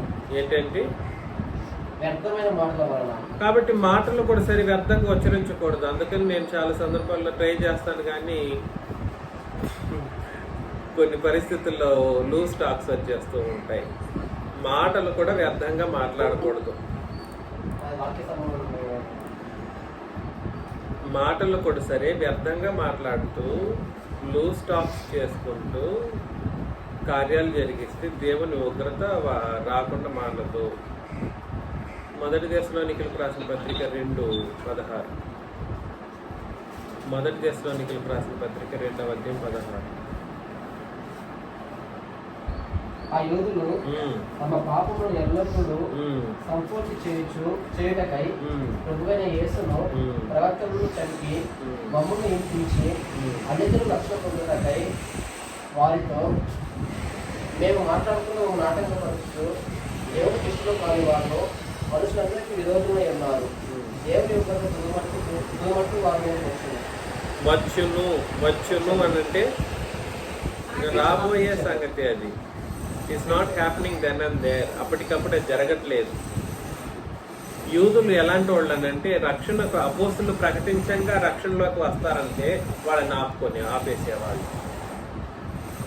అర్థమవుతుందా? రక్షణలోకి రావడానికి సిద్ధంగా ఉన్న వాళ్ళని లేదా క్రొత్త నిబంధన బోధను బోధిస్తూ ఉన్నప్పుడు ఆపేసే వాళ్ళని. నేను బోధిస్తున్నాను క్రొత్త నిబంధన సంగతులు అడ్డుకునేటువంటి వాళ్ళ మీదకి ఏమొస్తుంది? ఖచ్చితంగా వస్తుంది. వాళ్ళు అప్పటికప్పుడే చర్చి కూడా పోయే అవకాశాలు ఉంటాయి. వాళ్ళ మీద వాళ్ళు సాధారణంగా ఉండరు. ఎందుకంటే వాళ్ళ వలన ఏమి లాభం ఉండదు. అలాంటి కఠినమైన పరిస్థితులు ఉంటాయి. శాపాలు పొందుకుంటారు అలాంటి వాళ్ళు. నిబంధనలో క్రొత్త నిబంధన ప్రకారం బ్రతకలేని వాళ్ళకి ఏమొస్తుంది? సువార్త విషయంలో తప్పిదాలు బోధించే వాళ్ళ మీదకి ఏమొస్తాయి? శాపాలు వస్తాయి. ఆ శాపాలు చంపేస్తాయి. ఉగ్రత మాత్రం ఎప్పుడు కనపరచబడుతుంది? వీళ్ళు చనిపోతున్నారు. ఇప్పుడున్న వాళ్ళు ఎవరైనా ఒకవేళ నిబంధనకు వ్యతిరేకంగా బ్రతికి శాపం వల్ల చనిపోతారేమో, కానీ ఉగ్రత వలన కాదు. అర్థం చేసుకోండి. చనిపోయే వాళ్ళు ఎలా చనిపోతున్నారు? ఒకవేళ క్రొత్త నిబంధన ప్రకారం ఎవరైనా చనిపోతున్నారు, దానికి వ్యతిరేకంగా బ్రతికి చనిపోతున్నారు అంటే అది ఆ నిబంధనలో పెట్టిన శాపాన్ని బట్టి. కానీ అది అలా ఉద్దేశించబడినది కాదు. ఇందులో ఎల్లప్పుడూ క్షమాపణలు మెండుగా దాచిపెట్టబడింది. అన్ని ఈ నిబంధనకు వ్యతిరేకంగా కార్యాలు చేస్తే మాత్రం శాపము, ఉగ్రత, అత్యంత తీవ్రమైనటువంటి శిక్షలు అలాంటి వాళ్ళకి అమలు పరచబడేటువంటి పరిస్థితులు ఉంటాయి. అర్థమవుతుంది కదండి? ఎఫెసీ 6:13 అందుచేత మీరు ఆపద దినమందు వారిని ఎదురించుటకును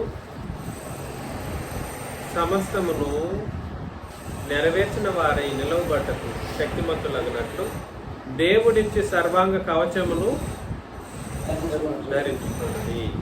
ఆపద దినమందు ఏ దినమది? ఉగ్రత దినానికి మరొక పేరేమిటి? ఆపద. ఆపద అంటే అర్థం ఏమిటి? ఆపద అంటే అర్థం ఏమిటి? ఇక ప్రాణం 2 సెకండ్లలో పోతుంది. ప్రాణం 2 సెకండ్లలో పోబోతుంది. ఆపదలో ఉన్నాడంటారు. అయ్యో చనిపోబోతుంది, ఆపద వచ్చేసింది, ఆపదలో ఉన్నాడండి అన్నట్టుగా చెప్తూ ఉంటారు. దాన్ని ఏమంటారంటే ఆపద దినము. ఆ దినము ఆపద దినం. ఏ దినం అది? ఉగ్రత దినమే ఆపద దినం. అర్థమవుతుందా? అది ఒక్కరోజే. ఆపద దినమంత అనేది ఎన్ని రోజులు? ఒకే రోజు. ప్రకటన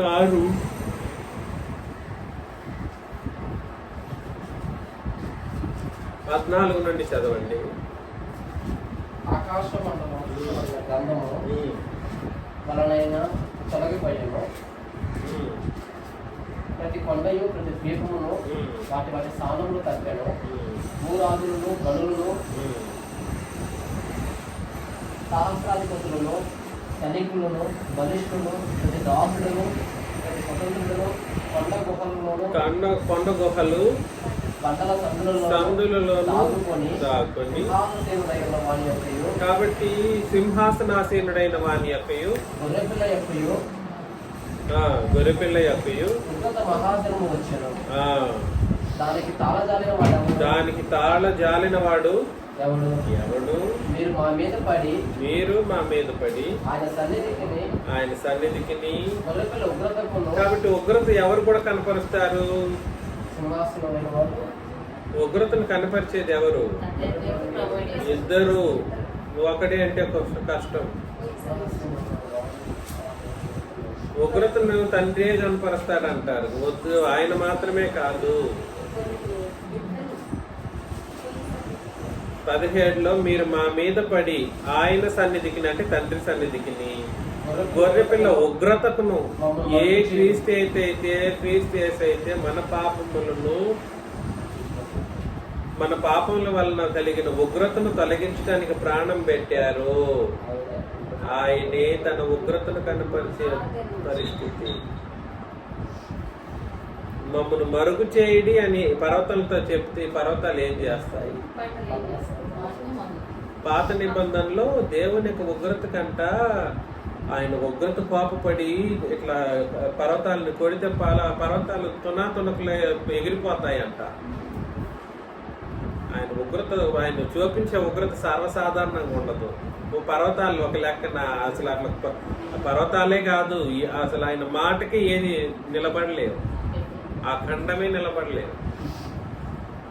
భూమి నిలబడుతుందా? నిలబడలేదు. ఆ పై వచనాలు మీరు చదివితే భూమి ఆయన సన్నిధిలో లేకుండా పోతుంది అంటారు. అదే ప్రకటన గ్రంథంలో అంతటి పరిస్థితి. నువ్వు వెళ్ళి పర్వతాల దగ్గరలో వెళ్ళి దాక్కుంటే బ్రతకగలుగుతావంటే బ్రతకలేవు. అర్థమవుతుంది కదా అండి. పరిస్థితి ఏమిటంటే ఉగ్రత అనేది ఒక రోజుకి సంబంధించింది, ఉగ్రత దినానికి సంబంధించింది. అది ఏ దినమో కాదు, తీర్పు దినమే ఆయన ఉగ్రతను చూపించే దినం. క్రొత్త నిబంధనలో నీకున్న వెసులుబాటును నువ్వు గుర్తించగలిగావా? ఆత్మ సంబంధమైన వెసులుబాటు. ఈరోజు యాక్సిడెంట్స్ జరిగితే, ఈరోజు రోగాలు, ఈరోజు ఇంకేదైనా అనారోగ్య పరిస్థితులు, ఇంకేదైనా జరిగిపోతే దాన్ని ఉగ్రత చూపించాడు, నిన్ను మొత్తాడు అని చెప్పడం తప్పు. అది అట్లాంటిది ఏమీ జరగదు. అవన్నీ జరుగుతున్నాయంటే నీ వలన నిన్ను బట్టి జరిగిపోతూ ఉంటుంది. లేదా దేవుడు నిన్ను పరీక్షిస్తున్నాడనే కోణంలో ఆలోచన చేసే ఒక కార్యక్రమమే కానీ ఆయన ఉగ్రతను చూపించడు, ఆయన శోధించడు. ఇంకొక మాట కూడా చెప్పేస్తాను, ఆయన శోధించడు. ఆయన ప్రస్తుతానికి ఎవరి మీదను తన ఉగ్రతను కనపరచడు. ఉగ్రతకు కనపరచడానికి ఒక రోజును సిద్ధపరిచి పెట్టేశాడు. నువ్వు బాగా బ్రతికినంత కాలం నువ్వు సంతోషంగా బ్రతికి చనిపోవచ్చు. కానీ పరిస్థితి ఏమిటంటే నువ్వు ఉగ్రత కింద ఉండి చనిపోయావా, ఉగ్రతను తొలగించుకొని చనిపోయావా అన్నది ఇక్కడ ప్రశ్న. అర్థమవుతుంది కదండి. ఈరోజు దుర్మార్గత, ఇప్పుడు క్రైస్తవులు అనబడేటువంటి వాళ్ళని, క్రైస్తవులు అనబడేటువంటి వాళ్ళని ఆ నార్త్ ఇండియన్స్ వాళ్ళు ఏం చేస్తూ ఉంటారు? చంపుతూ ఉంటారు. ఇక్కడ కూడా ఇండియాలో ఈ ప్రాంతంలో కూడా సరే కొట్టడం, వీళ్ళు ఇవన్నీ చేస్తూ ఉంటారు. బైబిల్ పట్టుకున్న వాళ్ళని కొట్టడాలు ఇట్లాంటివి. దేవుడు సైలెంట్గా ఉన్నాడు, ఎందుకు సహాయం చేయలేకున్నాడు అని అంటారు.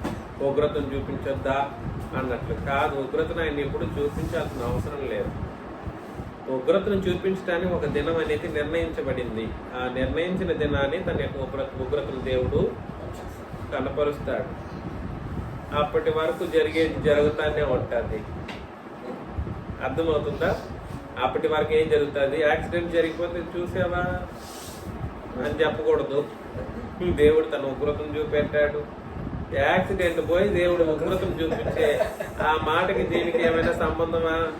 ఆయన ఉగ్రత అనేది అది సమస్తానికి సంబంధించింది. ఉగ్రతను చూపించేది సమస్తానికి. అది ఆ రోజు భూమి ఆకాశాలు ఉండవు, ఆ రోజు సూర్యచంద్ర నక్షత్రాలు ఉండవు. ఉగ్రత దినానికి సంబంధించి ఇవేమీ ఉండవు. ఒక రోజులో అన్ని ఖాళీ అయిపోతాయి, అన్నీ కారిపోతాయి. అసలు వేండ్రమై రాలిపోతూ ఉంటాయి. సూర్యుడు, చంద్రుడు, నక్షత్రాలు లైవ్ అయిపోతాయి, నాశనం అయిపోతాయి. బైక్ యాక్సిడెంట్ చూపించి ఉగ్రతను చూపించాడంటాం కాదు. ఆయన ఉగ్రత అనేది చాలా గొప్పది. అది అసలు మనం ఊహించలేనంత డేంజరస్ ఇష్యూ అది. ఆ ఉగ్రత దినాన్ని ఎవరెవరికి ఉగ్రత? ఒక పాపులకేనా? కాదు, సూర్యచంద్ర నక్షత్రాలు కాలిపోయేది పరిస్థితి. ఆయన ఉగ్రతలో కాలిపోతాయి ఇవన్నీ. ఆయన ఉగ్రత అంత అసలు భయంకరమైనది. కాలిపోతాయి అవన్నీ. మీరందరూ సిద్ధపడాలి, మనం అందరం సిద్ధపడతాం. ఆ ఉగ్రత నుండి మనం తప్పించబడ్డాం, ఇప్పటికే తప్పించబడ్డాం. బాప్తిస్మం తీసుకున్న మనమందరం దేవుని యొక్క మహోగ్రత నుండి, క్రీస్తు యొక్క మహోగ్రత నుండి తప్పించబడిపోయాం. కానీ అందులో ఆ నిబంధనకు వ్యతిరేకంగా ఏ ఒక్కరు మాట్లాడకుండా మీరందరూ మరలా నేను హెచ్చరిస్తున్నాను మీకు అందరికీ. మనం కొద్ది మందిమే కాదు, నేను చనిపోయినా మీరు ఎవరు చనిపోయినా ఎవరో ఒకరు ఉన్నా కూడా సరే, ఈ తరానికి ఈ సంవత్సరం ఈ యుగాల్లో మీరు ఒకరే ఉన్నా కూడా సరే, అందరూ చనిపోయి నేను చనిపోతే దేవుడు నా మీద ఉగ్రతను చూపిస్తారని అని చెప్పుకున్న మనుషులు రేపొద్దున. అర్థమవుతుందా? నిబంధనను మాత్రం మించిపోకూడదు ఏ ఒక్కరు. మన కొత్త నిబంధన ఏం చేయకూడదు, మించిపోకూడదు. ఉగ్రత చాలా దారుణమైనది. చివరికి ఆ ప్రకటన గ్రంథం 14:10 నుండి, ప్రకటన గ్రంథం 14:10 నుండి, ఏమీ కలపబడకుండా దేవుని ఉగ్రత పాత్రలో పోయబడిన నిలబడిన ఉగ్రత ఎలా మారుతుంది? పాత్రగా మారుతుంది. ఉగ్రత పాత్ర సమకూర్చుకుంటూ వస్తే ఇంత ఉగ్రత ఉండింది మొదట్లో. అది పాపం చేయడం ద్వారా పెరుగుతూ వస్తూ ఉంటుంది. ఎంత పెద్దది అవుతుందో అంత పెద్ద ఉగ్రత పాత్రగా మారిపోతుంది. ఆ పాత్రలు ఏం పోస్తాడంట? దేవుని కోపం అనేటువంటి మధ్యాన్ని ఆ పాత్రలో, ఉగ్రత పాత్రలో నో మిక్సింగ్. అందులో ఆ మధ్యంలో ఏమి మిక్సింగ్లు ప్యూర్ మద్యం. ఏం మద్యం అది? కోపం అనే మద్యం. ఉగ్రత పాత్రలో పోయబడిన దేవుని కోపం అనే మద్యాన్ని వాడు త్రాగుతాడు. వద్దు అంటే వద్దు అనడానికి అక్కడ అవకాశం లేదు.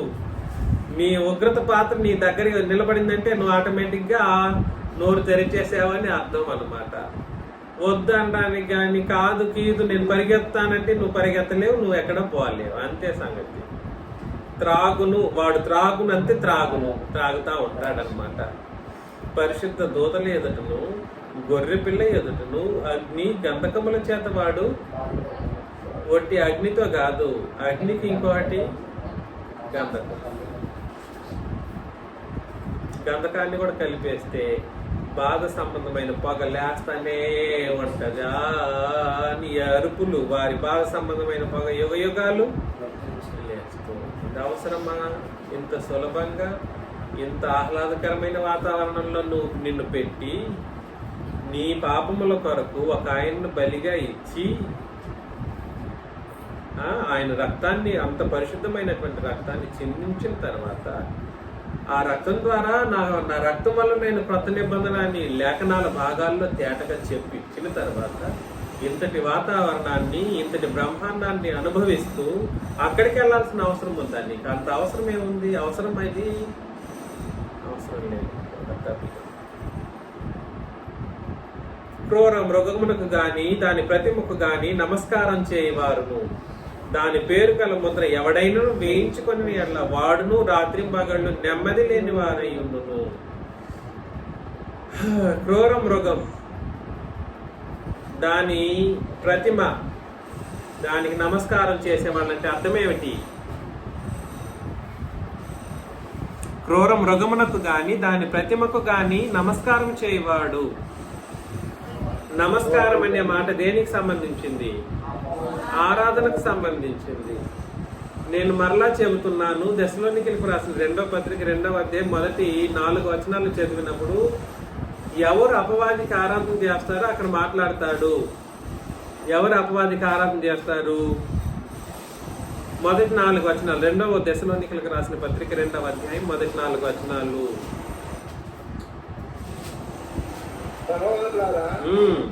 ప్రభువును ఇప్పుడే వచ్చి అన్నట్లుగా ఆత్మ వలనైనను మాట వలనైనను మా ఎదురు నుండి వచ్చినదని చెప్పిన పత్రికల వలనైనను ఎవడైనను చెప్పిన ఎట్లా మీరు త్వరపడి చంచల మనస్కులు కాకుండా ఉన్ననియో ఎదరకుండా ఉన్ననియో మన ప్రభువుని యేసుక్రీస్తు రాకడ బట్టి మనము ఆయన ఎంత కూడుకున్నట్టు బట్టి మిమ్మల్ని ఆయన యొద్ద కూడుకున్నట్లు బట్టి, ఆయన యొద్ద కూడుకుంటాం కానీ ఆయనతో పాటు నా ప్రభువుతో నేను పాటు కలిసి ఆరాధిస్తానని చెప్పేవాడు ఎవరిని ఆరాధన చేస్తున్నాడు? ఏంటి ఎవరు మాట్లాడారు? ప్రభువుని ఆరాధన చేయకూడదనే వాళ్ళందరూ ప్రభువుని ఆరాధన చేయని వాళ్ళందరూ ఎవరిని ఆరాధన చేస్తున్నారు? ప్రభు దినము అనే ఒక దినం ఏదైతే ఉందో ఆ దినం వచ్చేసిందని చెప్పుకుంటూ ఆ దినాన్ని ప్రభు దినమని, ఆ ప్రభు దినాన ఆరాధన జరిగించాలని, కానీ ఆ దినాన్ని ప్రభువుని కాకుండా ప్రభుతో పాటు తండ్రిని ఆరాధన చేయాలని ఎక్కడ లేని మాటలండి. ఎక్కడుంది ఈ మాటలు బైబిల్లో ఎక్కడుంది చెప్పండి? బైబిల్లో ఇప్పుడు నేను నిబంధన బట్టి మాట్లాడట్లేదు. బైబిల్లో ఎక్కడుంది ఆ మాట? ఎంత తప్పు, ఎంతటి తప్పు. నిజంగా ఉగ్రతను చూపించకుండా ఎలా ఉంటాడు దేవుడు అలాంటి మనుషుల పట్ల అంటే? ఇంకా క్రీస్తు రక్తాన్ని బట్టి ఆయన దీర్ఘశాంతం వహిస్తారు. అందుని బట్టి వీళ్ళు బ్రతికున్నారు, లేదంటే బ్రతికేవాళ్ళు కాదు. నా నిబంధన ఎందుకు నాకు గుర్తించలేదు? నీ ఉగ్రతను తొలగించడానికే కదా ఆయన మరణించారు. ఆయన మరణించి ఆయన రక్తాన్ని చిందించినప్పుడే కదా నీకు సహాయం దొరికింది. అర్థమవుతుంది చెబుతున్న విషయాలు? చదివేసేయండి. మొదట భ్రష్టత్వం సంభవించి నాశన పాత్రుడకు పాప పురుషుడు బయలుపరచబడితేనే గాని ఏ దినం రాదు. చూసారు, అక్కడ కూడా చెప్తున్నాడు ఏ దినం రాలేదని అంటున్నాడు. ప్రభు దినం రాలేదు. దీనికి కూడా గొడవలండి, దీనికి కూడా గొడవలు. ఎవడో చెప్పేసి పోయాడు, పోయినోడు చచ్చిపోయి కూడా చచ్చిపోయాడు, పోయినోడు కూడా చచ్చిపోయాడు. ఆయన చెప్పిపోయాడని చెప్పేసి వీళ్ళు ఊగలాడడం ఏంటో నాకు అర్థం కావట్లేదు. ఆ దినం ఇంకా రాలేదురా నాయన అని అన్ని వచనాలు ఎత్తి చూపిస్తే కూడా వచనాలను నమ్మకుండా పోయినోటిని పట్టుకొని వీళ్ళు ఊగలాడితే ఏం చేయాలి నేను? అయితే వీళ్ళు కూడా ఏమై ఉన్నారనంటే అపవాదిని ఆరాధన చేస్తున్నారని అర్థం అన్నమాట. వాడు నాశన పాత్రుడు ఏమవ్వాలి? బయలుపరచబడాలి. ఏది దేవుడు అనబడును, ఏది పూజించబడును దానినంతటిని ఎదిరించుచు దానికంతటి పైగా వాడు తను తానే హెచ్చించుకొనొచ్చు. దేవుడిని తను కనపరుచుకొనొచ్చు. దేవుని ఆరాధనలో కూర్చుండదు కనుక ఏది దేవుడు అనబడునో ఏది పూజించబడునో దేవుడు అనబడేటువంటి దేవుడిగా అపవాది తను దేవుడు చెప్పుకొని దేవుడిగా తను తాను ఏర్పాటు చేసుకుని మనుషుల మధ్యలో ఎప్పటి వరకు? ప్రభు దినం వరకు, ఉగ్రత దినం వరకు. ప్రభు దినం ఈజ్ ఈక్వల్ టు ఉగ్రత దినం, which is in turn is equal to ఆపద్ దినం, which is again equal to తీర్పు దినం. ఇలాగా చెప్పినటువంటి సంగతులను మరలా ఇక్కడ 14:11 వచ్చేస్తే ప్రకటన గ్రంథంలో వారి బాధ సంబంధమైన పొగ యుగ యుగాల్లో లేస్తూ ఉంటుంది. ఆ క్రూర మృగమునకు గాని దాని ప్రతిమకు గాని నమస్కారము చేయువారును. అంటే క్రూర మృగాన్ని గాని దాని ప్రతిమకు గాని, ప్రతిమ అంటే అర్థం ఏమిటి? ప్రతిరూపం. ఇప్పుడు బొమ్మ కాదు ఇక్కడ చెప్పింది. ప్రతిమ అంటే వాస్తవానికి బొమ్మ. దేన్ని బొమ్మ?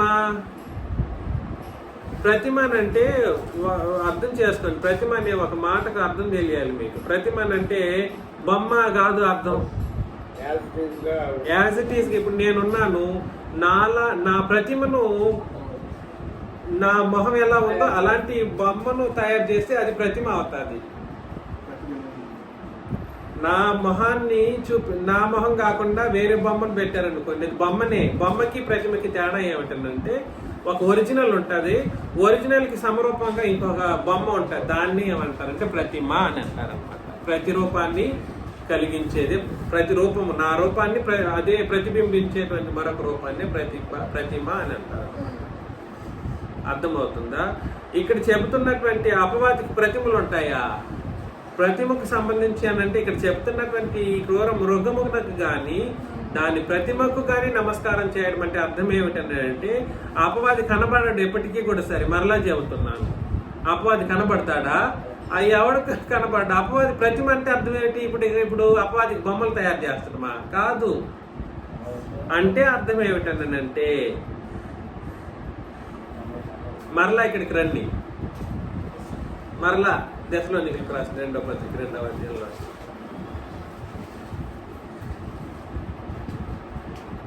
మరొకసారి చదువుతూ రండి 4వ వచనం నుండి.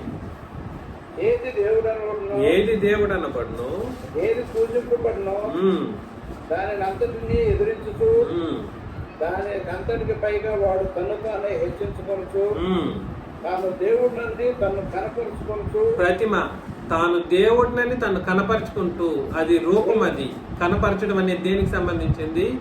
రూపానికి సంబంధించింది. దేవుని ఆలయంలో కూర్చుంటును కనుక దేవుని ఆలయంలోనే కూర్చుంటాడు. ఏ విధముగానైనను ఎవడును మిమ్మల్ని మోసపరచనీయకుడు. అంటే అర్థం ఏమిటి? ఇప్పుడైనా చెప్పండి చూద్దాం. దేవుని ఆలయములో ఎవడైనా నువ్వు మోసపరిచే, ఇప్పుడన్నా చెప్పండి, మోసం ఎలా కలుగుతుంది? మోసం కలిగే దేన్ని బట్టి? అబద్ధాన్ని బట్టి లేదా అబద్ధ బోధలను బట్టి. అందుకని నేనేం చెప్పడానికి ప్రయత్నం చేస్తున్నానంటే క్రూర మృగమునకు గాని దాని ప్రతిమకు గాని నమస్కారం చేయడం అంటే అర్థం ఏమిటంటే ఆరాధన చేసేటప్పుడు అబద్ధ బోధలను బట్టి ఆరాధన చేస్తే వాళ్ళు ఎవరిని ఆరాధన చేస్తున్నాడు? అపవాది ప్రతిమను ఆరాధన చేస్తున్నాడు. అపవాదిని ఆరాధన చేసేవాళ్ళు లోకంలో ఉండేవాళ్ళు. అపవాదిని ఆరాధన చేసేవాళ్ళు లోకంలో ఉండేవాళ్ళు. అదే విధంగా అపవాదిని దేవుణ్ణి అనుకొని చెప్పేసి అబద్ధ బోధనలు బట్టి ఆరాధన చేసేవాళ్ళు అపవాది ప్రతిమను ఆరాధన చేసేవాళ్ళు. కానీ రెండింట్లోనూ ఉంటారు ఇట్లాంటి వాళ్ళు. అక్కడ ఉంటారు, ఇక్కడ ఉంటారు. కానీ సుస్పష్టంగా పరీక్ష చేయాలంటే, అర్థం చేసుకోవాలంటే ప్రతిమను ఆరాధన చేసేవాళ్ళు, అపవాది యొక్క ప్రతిమను ఆరాధన చేసేవాళ్ళు ఎవరు అని అంటే అబద్ధ బోధలను బట్టి ఆరాధన చేసేవాళ్ళు. అందుకని సత్యమును నమ్మక దుర్నీతి యందు అభిలాష గలవారు శిక్షావిధి పొందుటకు. అంటే వాళ్ళకి ఇంక శిక్షనే గతి, ఇంక వాళ్ళకి క్షమాపణ ఉండదు. అంతే సంగతి. 9-10 వచనాలు చదివేసి తాము రక్షించబడుటకై సత్య విషయమైన ప్రేమను అవలంబింపకపోయిరి గనుక. చూసారు అబద్ధం? అది అండర్లైన్ చేసుకోండి. మొట్టమొదటి అబద్ధము, మొట్టమొదటి పాపమే అబద్ధం. ఎక్కడ? అపవాది సృష్టించింది. మొదటి ఆది కాండంలోనే అబద్ధంతో ప్రారంభమవుతుంది. అర్థం చేసుకోండి. మొత్తం పాపం అబద్ధంతో ప్రారంభమవుతుంది, ముగింపు కూడా అబద్ధంతోనే ముగించబడుతుంది. ప్రకటన గ్రంథం చివరి అధ్యాయం చివరి వచనాల్లో మీరు పరిశీలన చేసినప్పుడు, ప్రకటన గ్రంథం 20 అధ్యాయం, లాస్ట్ అధ్యాయం 8వ అధ్యాయం 22. చాలా టాలెంటెడ్గా ఉన్నారు మనోళ్ళు. ఉండు, నేను చదువుతాను, నేను చెప్తాను.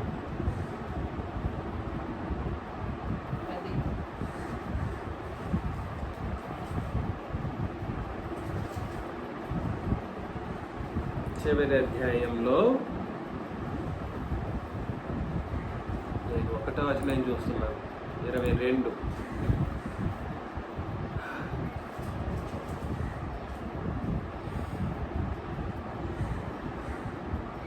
అన్యాయం చేయవాడు ఇంకనూ అన్యాయమే చేయనిము, అపవిత్రుడైనవాడు ఇంకనూ అపవిత్రుడిగానే ఉండనేమో, నీతిమంతుడు ఇంకనూ నీతిమంతుడిగానే ఉండము, పరిశుద్ధుడు ఇంకనూ పరిశుద్ధుడిగానే ఉండనేమో. కుక్కలు 15వ వచనం, కుక్కలు, మాంత్రికులు, వ్యభిచారులు, నరహంతకులు, విగ్రహారాధకులు, అబద్ధమును ప్రేమించి జరిగించి ప్రతి వాడును దేనికి వెలుపలుంటాడు? జీవ వృక్షంలో లేదా గుమ్మము ఏంటి, పరలోకపు గుమ్మపు పట్టణానికి దూరంగానే ఉంటారు. అక్కడికి వెళ్ళలేరు. అబద్ధీకులతోనే ముగిస్తాడనమాట. అక్కడ నుండి తర్వాత సంఘంలో ఉన్న వాళ్ళు పరిశుద్ధులుగా ఉంటారని చెప్పుకుంటూ సంఘం గురించి మాట్లాడతారు. సో అబద్ధంతో పాపం ప్రారంభమై అబద్ధంతో పరిస్థితి ఎండప్ అవుతుంది. కానీ నేనేం చెప్పడానికి ప్రయత్నం చేస్తున్నానంటే అపవాదిని ఆరాధన చేసే వాళ్ళందరూ ఎవరు అని అంటే అబద్ధాన్ని బట్టి లోకంలో ఆరాధన జరిగించేవాళ్ళు, అది అబద్ధం, అది డైరెక్ట్ అబద్ధం. ఇక్కడ సంఘంలో ఉండేవాళ్ళు అబద్ధ బోధన బట్టి సత్యమును నమ్మక దుర్నీతి యందు అభిలాష గలవారు, సత్యమును నమ్మకుండానట్లు అబద్ధాన్ని నమ్మినట్లు చేసే వాళ్ళకి ఏం కలుగుతుంది? శిక్షావిధి కలుగుతున్నట్లు అనే మాట. శిక్షావిధి అని అంటే అది, దానికి మరొక పేరు ఏమిటి? ఉగ్రత. మరలా ఇక్కడికి వచ్చేయండి. ప్రకటన గ్రంథం ప్రకటన గ్రంథం 14లో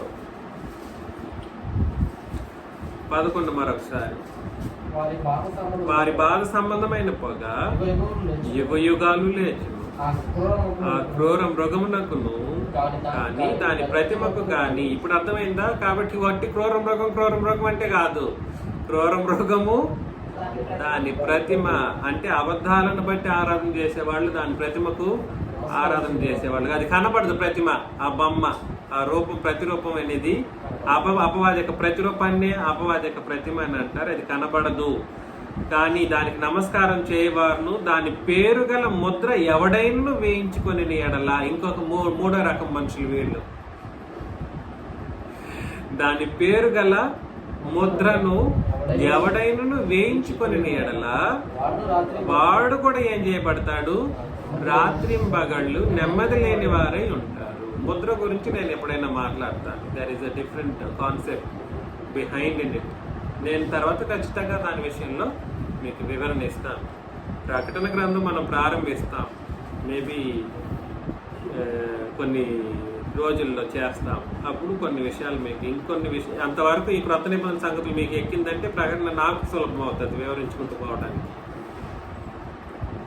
దేవుని ఆజ్ఞలను యేసును గూర్చిన విశ్వాసమును గైకొనుచున్న పరిశుద్ధుల ఓర్పు ఇందులో కనబడును. అర్థమవుతుందండి?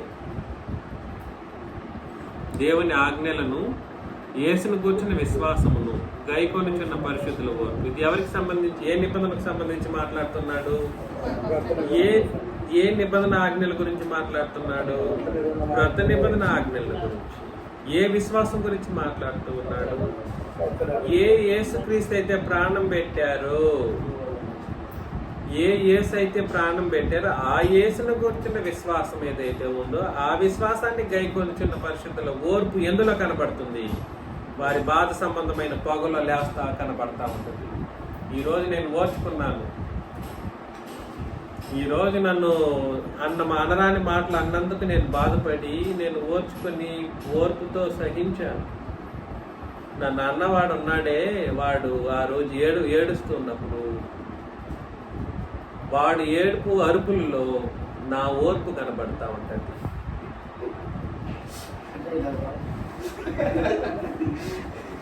నేనేమో సుఖంగా సంతోషంగా తండ్రిని దేవునితో యుగ యుగాలు బ్రతుకుతాను, వాడేమో అరుపులు కనబడతా ఉంటుంది.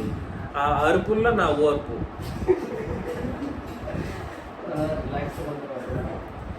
పరిస్థితి అది. దయచేసి ఈ విషయం, నిబంధనలో లేని వాళ్ళు ఇప్పటికైనా మనసు మార్చుకుంటే సరే. అవసరం లేని ఒక పరిస్థితిని ఇంతవరకు తీసుకెళ్ళడం ఎందుకు? నేను ఇంకా ప్రేమతో ఆహ్వానం పలుకుతున్నాను. మీ పిల్లల్లో, మీ తల్లుల్లో, మీ కుమారులు, కుమార్తెలో వాళ్ళందరూ కూడా సరే ఒకసారి పరిశీలన చేసుకోండి. ఇది సాధారణమైనది కాదు ఉగ్రత.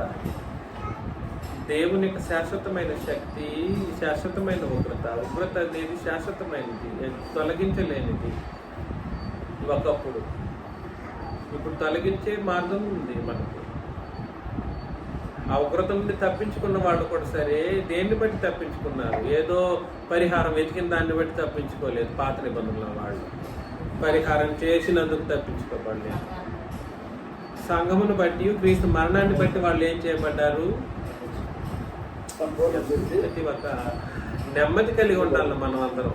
నిజంగా ఎంతటి నెమ్మది, ఎంతటి సంతోషకరమైన శుభప్రదమైనటువంటి స్థానంలో మనం ఉన్నాం.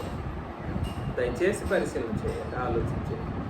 అలా ఉండాలని, మనం అందరం పరలోకం పోవాలని, ఉగ్రతకు జారుకుంటున్నటువంటి మనుషులు రక్షించడానికి చేయి కలపాలని మిమ్మల్ని అందరినీ ప్రేమతో నేను మనం చేస్తూ ముగిస్తున్నాను. అందరికీ